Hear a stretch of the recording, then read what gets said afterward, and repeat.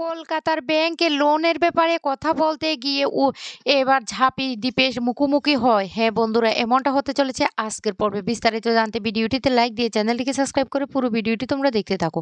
গল্পের শুরুতে আমরা দেখতে পারবো ঝাঁপি উজ্জয়িনী ম্যাম সহ মর্গে লাশ দেখতে যায়। আর এদিকে বাইরে কাসায় খুব কান্নাকাটি করতে থাকে ঋষভকে ধরে। ঋষভ তখন বলতে লাগলো, এ হতে পারে না, এ কিছুতে দ্বীপ হতে পারে না। তারপর ঝাঁপি বেরিয়ে আসলে ঝাঁপিকে জিজ্ঞাসা করলে ঝাঁপি তখন বলতে লাগলো, এ দ্বীপ না। তখনই কাসাই বলতে লাগলো, আমি জানতাম। উজ্জয়িনী ম্যামও তখন বলতে লাগলো, হ্যাঁ আমি জানতাম ওই দ্বীপ হতে পারে না। তখনই ঝাঁপি খুব কান্নাকাটি করতে থাকে আর দ্বীপের সে পুরনো স্মৃতিগুলি মনে করতে থাকে। দ্বীপ কখন তাকে জড়িয়ে ধরেছিল, কখন কাছে এসেছিল।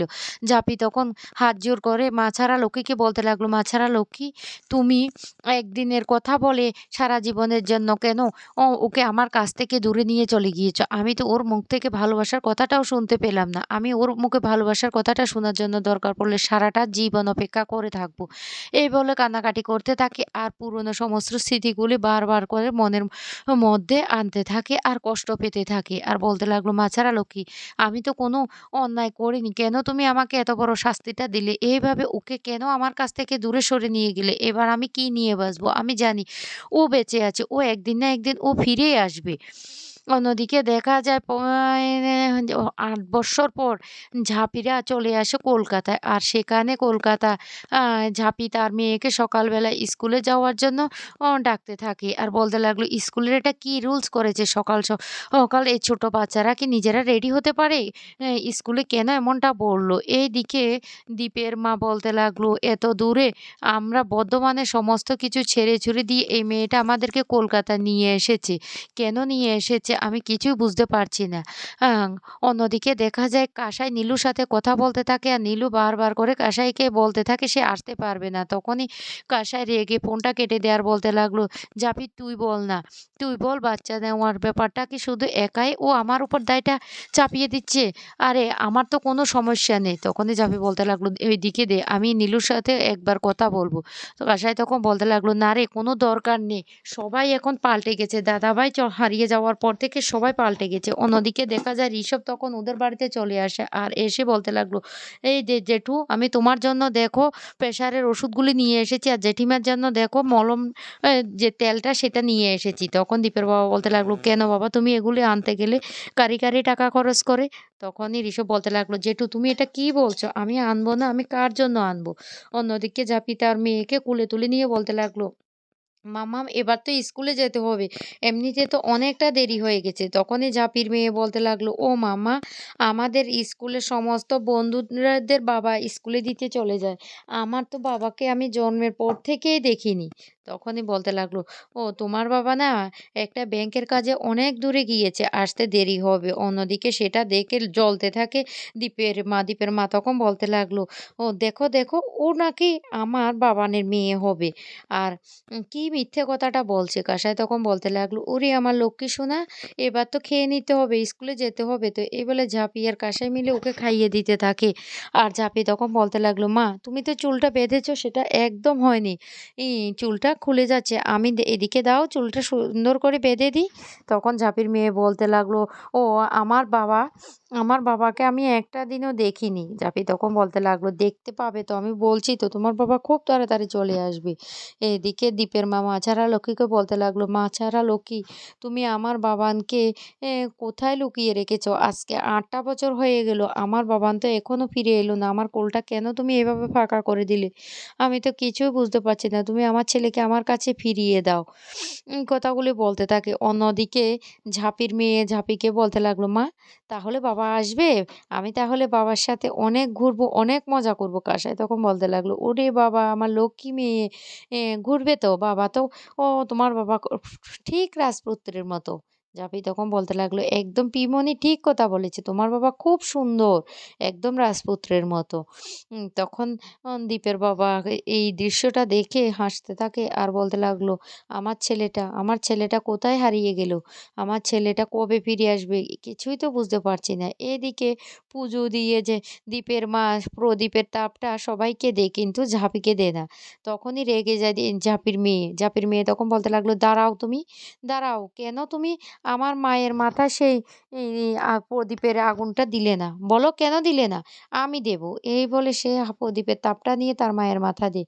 তখন ঝাঁপি খুব খুশি হয়ে যায়। কিন্তু দীপের মা তখন বলতে লাগলো, "মেয়েটা হয়েছে ঠিক মায়ের মতো।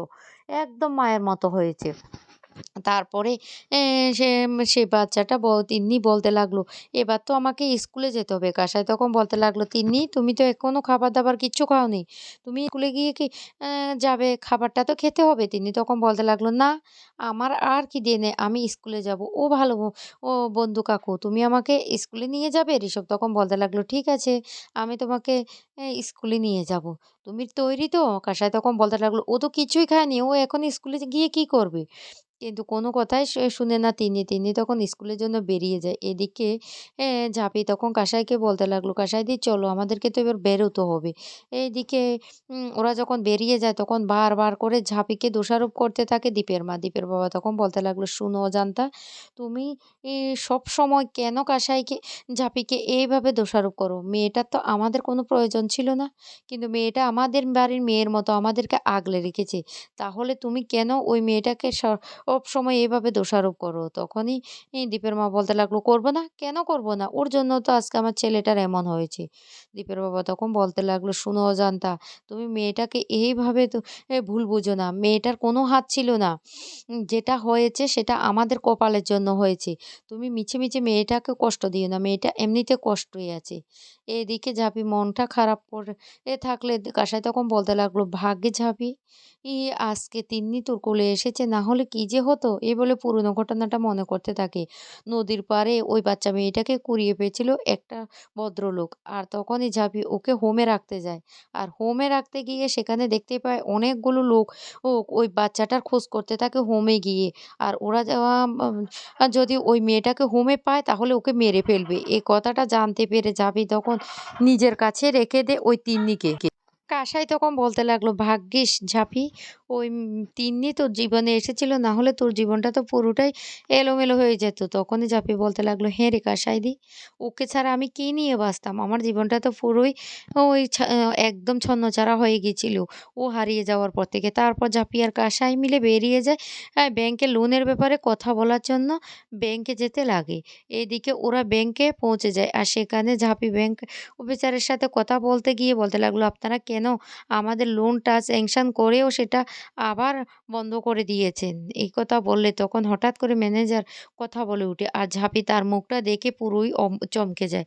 আর বলতে লাগলো, "তুমি? তুমি এখানে?" তখনই বলতে লাগলো, "তার মানে?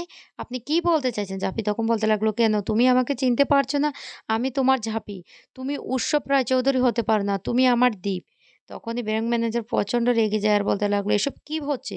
ঝাঁপি তখন বলতে লাগলো, "না দীপ, আমি তোমাকে চিনতে একটুকু ভুল করিনি। তুমি আমার হারিয়ে যাওয়া দ্বীপ।" তখন ব্যাংক ম্যানেজার প্রচণ্ড রেগে যায়। রেগে গিয়ে বলতে লাগলো, "এসব আপনি কি বলছেন? কি বলছেন এসব আপনি?" ঝাঁপি তখন বলতে লাগলো, "তুমি আমার স্বামী, আমি তোমার বিবাহিত স্ত্রী। সেটা তুমি ভুলে গেছো হয়তো। আমি তোমাকে প্রমাণ করে দেব আমি যে তোমার স্ত্রী।" তখনই চমকে যায় উৎসব রায়চৌধুরী।